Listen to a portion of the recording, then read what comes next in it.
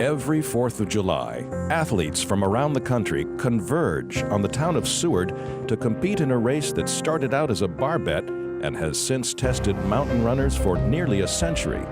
At 3,000 feet and 3.1 miles, this is no walk in the park.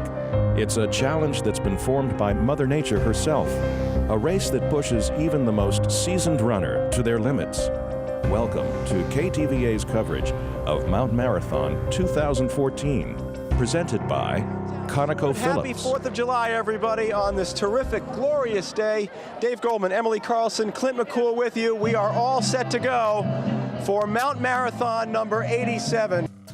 So here it is, Mount Marathon. We start at the bottom. So at this point in the race, you've got a decision to make. You either head for the routes or you continue running up to the cliff face. The routes is a tangled, jungle-like ascent up narrow pathways. All about the handholds. While the routes make convenient grippers, the congestion on race day could hold you up. Once you hit this, your head's gonna be right up against the butt of the person in front of you. That's why most people choose this route, the cliffs. It's a wider path with plenty of room to pass. This is very steep, but at least it's rock. And people tend to trust the rock a little bit more. The routes and cliffs open up into what some runners call the climb. Here, speed hiking is the name of the game. And being in the trees, especially on a hot day, it is sweltering and muggy in there. This feels great, just having a little bit of cool air on you. This is where training trumps athleticism. Clint calls his practice climbs choreography sessions. He can picture each step of the climb in his head. There's no rule. You can take any route that you like. The climb takes you all the way to the top, but don't relax, not just yet.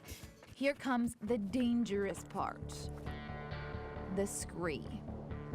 We call it a controlled fall, and that's exactly what it is. Small, loose rocks litter this part of the mountain, and if you don't watch your step, the result can spell disaster. And it's very easy to take a trip, and this rock is sharp.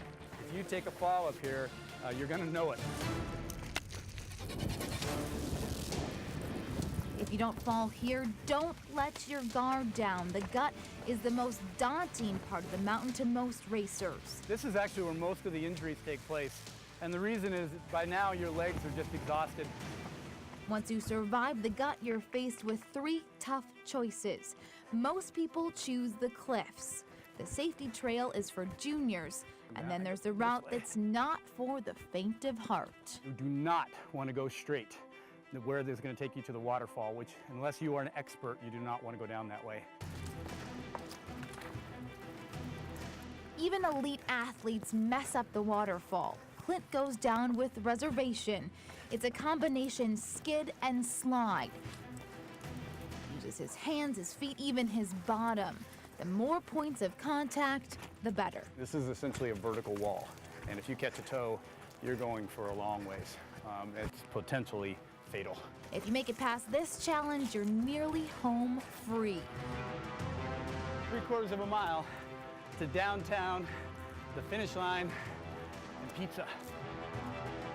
Delicate dance of control, courage, and perhaps a little bit of crazy.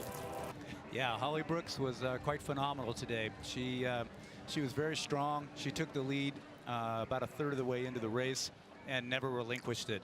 Had a super strong second half climb and was able to put a gap on the second place finisher. I just had a couple of mantras. One was you can. I like traffic. And they're off.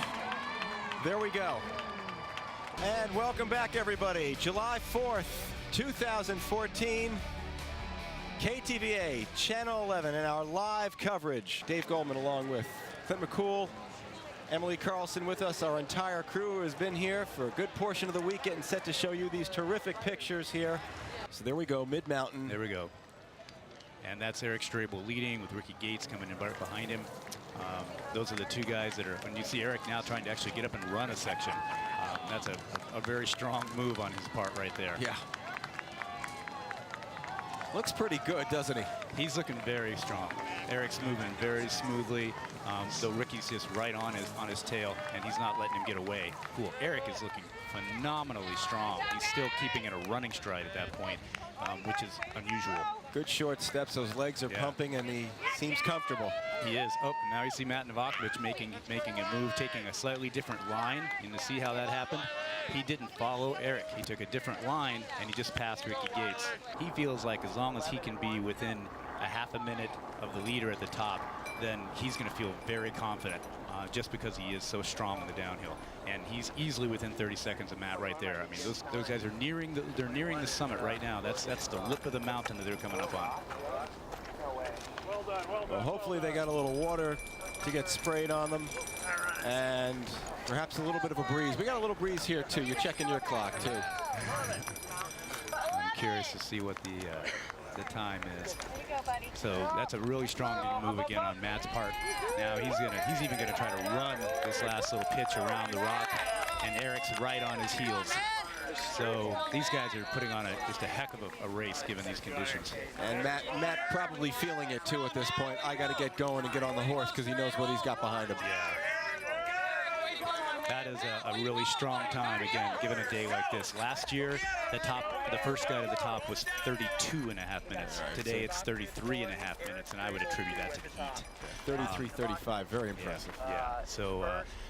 But Eric is going to be right on his heels, and Eric is fast. This is as impressive as anything you'll say. Well, every leg of this is impressive, but think about this, folks. You're in the heat right now, and look at these guys. Eric just took a different line, and look what happened.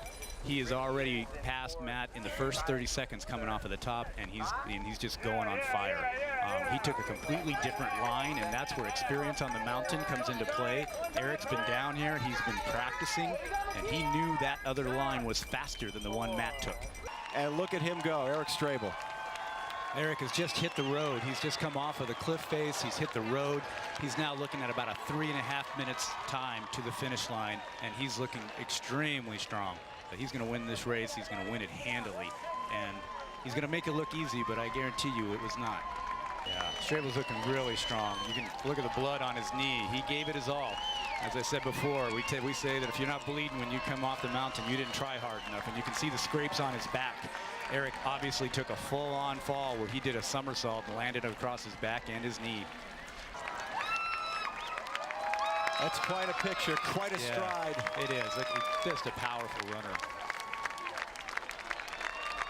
Some runners will acknowledge the crowd, a high five. Eric Strabel takes it in impressive fashion today. Headed down fourth, and Matt, well, ran away from them too. He's running away from everybody today. Still a great stride, even despite that third. There you go. You're looking at Matthias, and he's grinding it out. He knows he's got it, but he's not going to relinquish. He's not going to let up because he knows Matt's close enough there to still might be an issue. I did not lead until we were over halfway up, and thankfully that's the reason why I had a good one the rest of the way. Matt, though, Matt was having a great race, Matt Novakovic, and he was pushing me the rest of the way up and even got to the top first. High above the town of Seward, a 74-year-old man climbs the bluff of Mount Marathon. I have a motto: don't get muddy, don't get bloody, and don't let anybody see you looking tired. Like the brand of his boots, Fred Moore is extra tough. He's a carpenter by trade, but a mountain goat by choice. He's climbed this rock no less than 1,000 times. You might wonder, while most men his age are just finding they have a favorite chair, what makes Fred Moore run? Come over here a minute. About 2,200 feet up the mountain, Fred shows us his totem. It's my inspiration. Why is that? Well, it's a spruce tree, and it's about 1,000 feet higher on this mountain than any other tree. Out of rock and dirt grows this tiny mass of branches. It doesn't look that impressive, but like Fred, it's a survivor. The tree's likely 20 years old. Really? And only that tall. Yeah. That's where I want my ashes to go.